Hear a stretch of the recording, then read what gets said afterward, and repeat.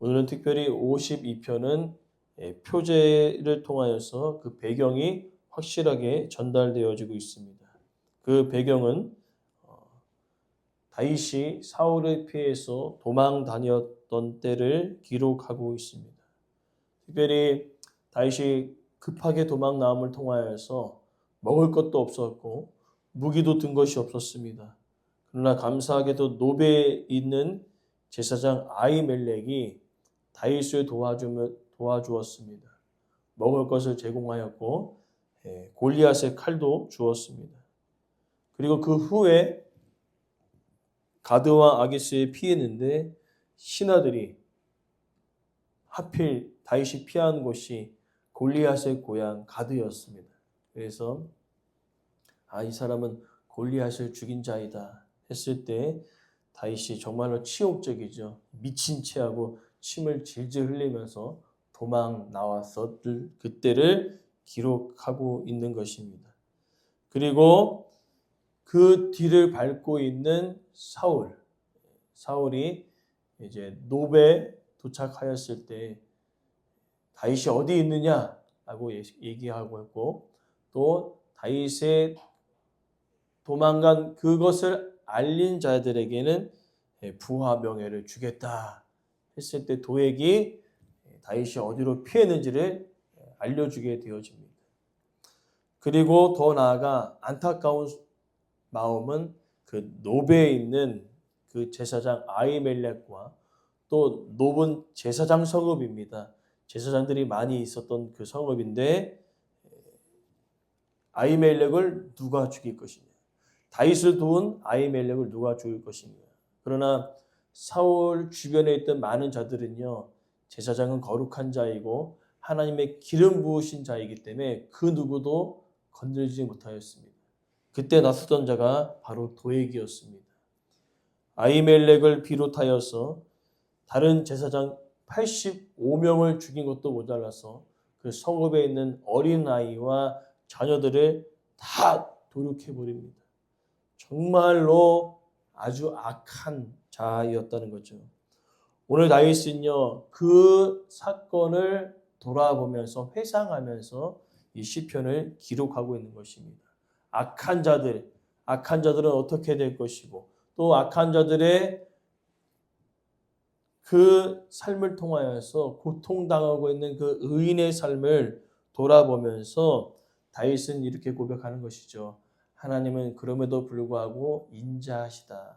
헤세드의 하나님, 언약하신 대로 약속하신 대로 의인을 붙드시고 돌보시는 그 하나님에 대하여서 오늘 본문은 기록하고 있는 것입니다. 그래서 오늘 본문의 말씀을 통하여서 우리는 기억해야 할 것은 도액만 그렇게 악한 자인가? 아니죠. 이 땅을 살아가는 하나님을 떠난 자들은요. 그 본성이 악할 수밖에 없는 것입니다. 그리고 더 나아가 그 악한 자들뿐만 아니라 나를 도와주었던 의인들까지 집어삼키는 것들이 바로 이 세상이라는 겁니다. 그래서 그 세상을 바라볼 때에 분노합니다. 또 우울해질 수 있습니다. 그러나 우리는 기억해야 할 것은 하나님의 인자하심은 항상 있다는 것이죠. 오늘 다윗은 그것을 바라보면서 시편을 기록하고 있습니다. 여전히 하나님은 자신을 의지하는 자, 자신을 바라보는 자에게 도움이 되시고 보호하시는 하나님 되심을 오늘 말씀을 통해 기록하고 있는데 구체적으로 어떻게 하나님께서 도우시고 인도하시는지를 말씀을 통해 함께 우리 나누고자 합니다. 먼저는요, 첫 번째로 1절부터 4절은요, 악인의 악함에 대하여서 다윗은 기록하고 있습니다. 포악한 자여, 내가 어찌 악한 계획을 스스로 자랑하느냐. 도액은요, 실제로 자랑하였습니다. 야, 나의 계획이 드디어 잘 사울에게 어필이 됨을 통하여서 오히려 사울의 목자장이었습니다. 목자장이 뭡니까? 그냥 양 돌보는 자였습니다. 근데 이제 그 신분이 사울의 충성스러운 신하가 되었다는 겁니다. 신분이 상승이 되었죠. 그러면서 자랑하는 것이면 나의 아주 이 악한 계획이 잘 들어맞아서 그 제사장 성읍들을 완전히 도륙하지 않습니까? 그리고 더 나아가 그것이 중요한 게 아니라 악한 계획이 통함을 통하여서 부와 명예가 자신에게 주어졌음을 자랑하고 있는 것입니다.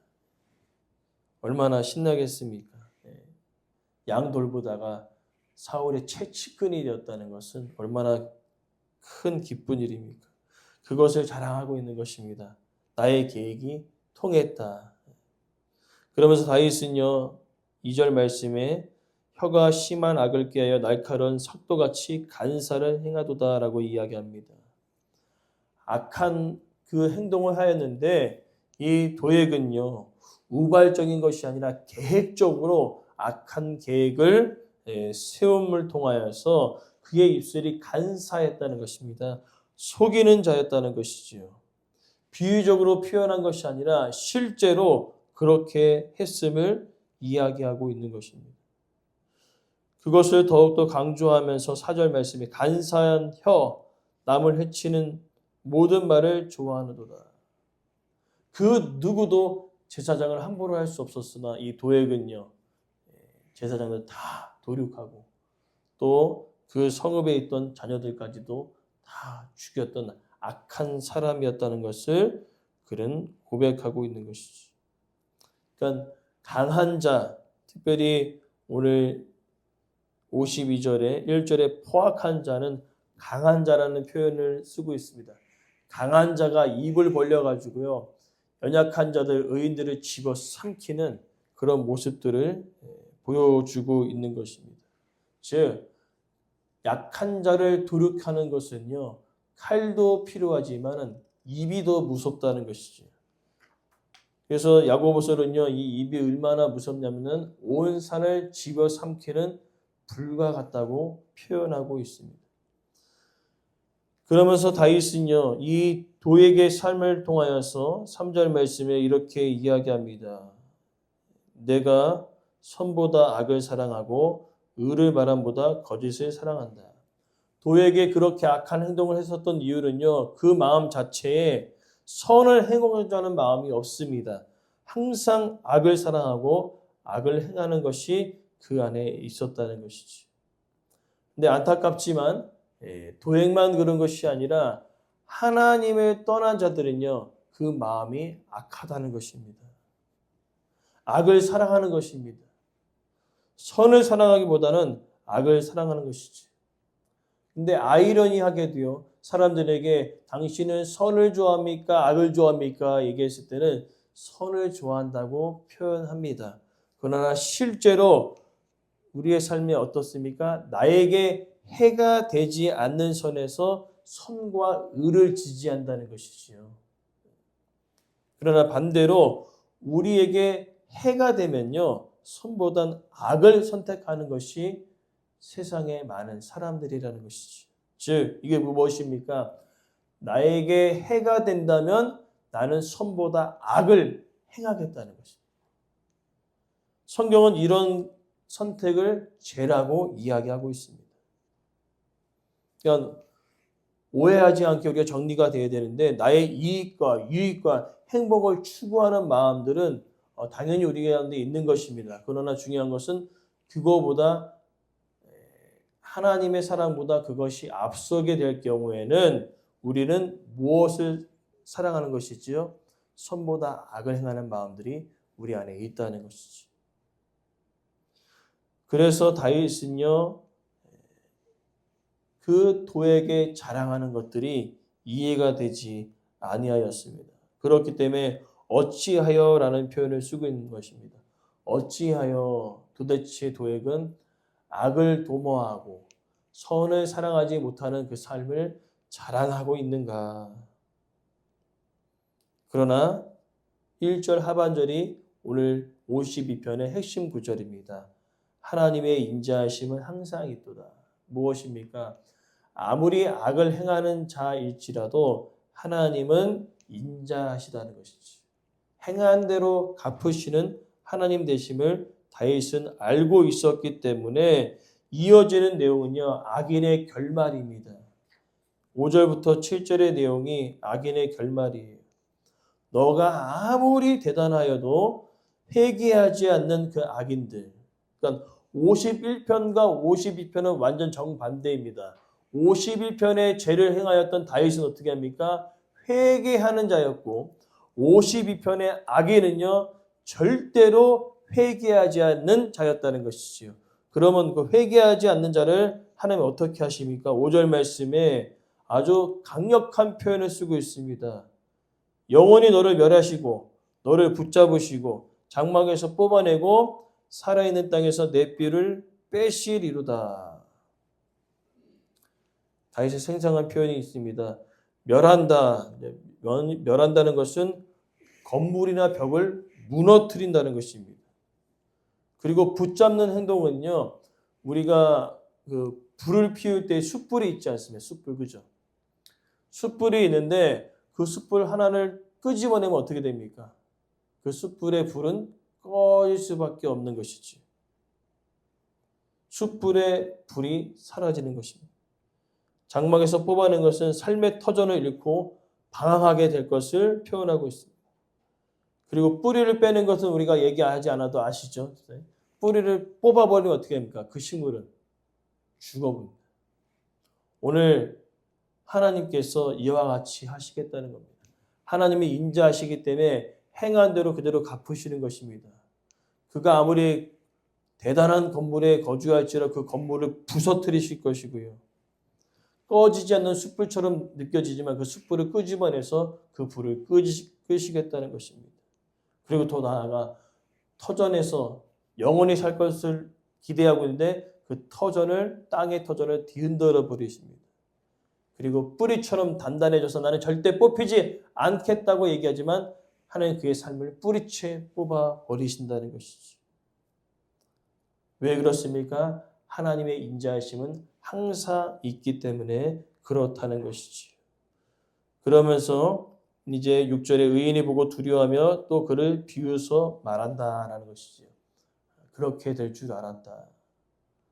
악한 행동이 결국에는 하나님의 인자하심을 통하여 행한 대로 갚으시게 될 것을 알겠다는 겁니다. 그러면서 7절 말씀을 이어지면서 이 사람은 하나님을 자기 힘으로 삼지 않습니다. 부와 명예와 재물이 자신의 힘이 되었다는 것이죠. 도액뿐만 아니라 회개하지 않는 자들은요. 이와 같다는 것입니다. 여전히 악을 행하면서 재물과 명예를 의지하면서 살아간다는 것이. 그러나 의인은요. 하나님을 자기 힘으로 살아가는 자임을 믿습니다. 그렇기 때문에 다윗은요. 부와 명예를 자랑하는 것이 아니라 하나님의 인자하심, 하나님을 힘으로 사는 자를 자랑하는 것이 마땅한 것을 고백하면서 8절과 9절에 이제 결론을 맺습니다. 그렇기 때문에 8절 말씀이 중요하죠. 그러나 앞의 내용은 악인들입니다. 그러나 의인은 어떻게 행동합니까? 하나님의 지배에 있는 푸른 감람나무 같아서 하나님의 인자하심을 영원히 의지한다는 것입니다. 무엇입니까? 하나님의 지배에 있다는 것은 하나님의 그와 함께하고 계시다는 것입니다. 그래서 푸른 감람나무와 같이 그의 생명이 풍성할 것을 고백하고 있는 것이지. 하나님의 인자하심을 영원히 의지하는 것입니다.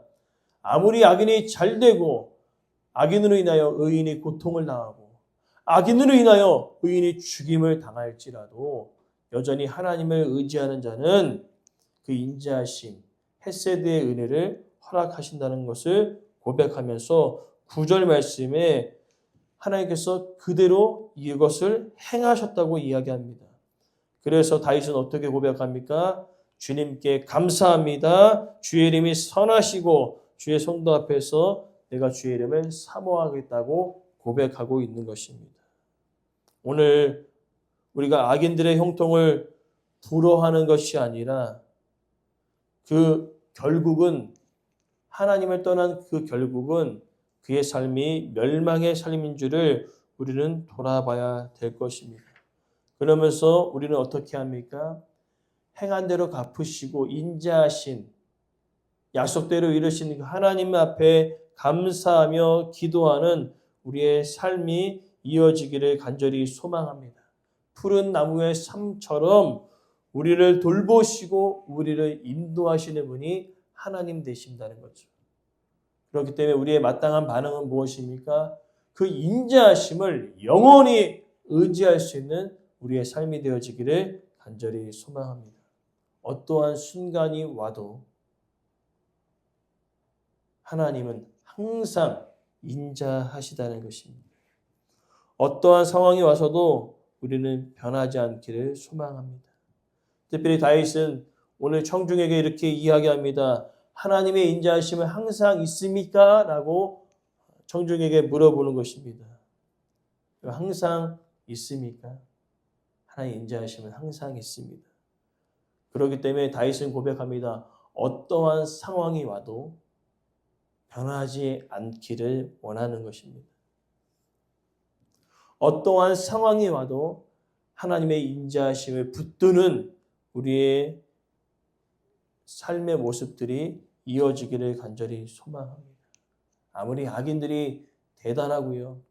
또 심지어 나를 도와준 의인들이 죽임을 당하여도 여전히 하나님은요, 우리와 함께 하시고 우리를 돌보시는 그 하나님 되심을 우리는 기억해야 될 줄 믿습니다.